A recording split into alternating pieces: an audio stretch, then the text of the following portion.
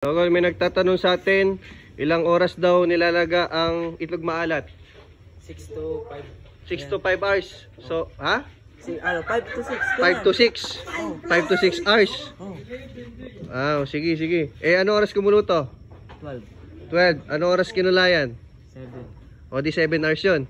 Ewan ko nga eh. O, di 5 to 6 to. Sige, sige. Kung anong gusto nyo. Tama naman talaga. Ayun naman, tama talaga. Sige, yan, yan.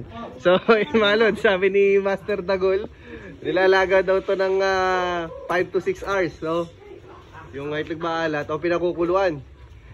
Tama naman, ba't kayo nagawa? Oo nga, tama naman si Dagol. Depende sa nagluto yan, kung matagal. Ay, ganun ba? Mayta, Yeah. mayta. Pero mga lods, ano talaga to, pinapakukuluan namin yung 7 hours. Itong ating mga itlog maalat. Kung nag-start siya kumulo ng alas 12 ng tanghali, inaango namin siya alas 7 na ng gabi. Ayan po.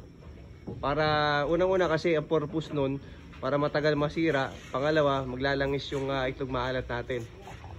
Proseso po yung paggawa ng maalat, saka sa pagluluto pa lang. Matrabaho.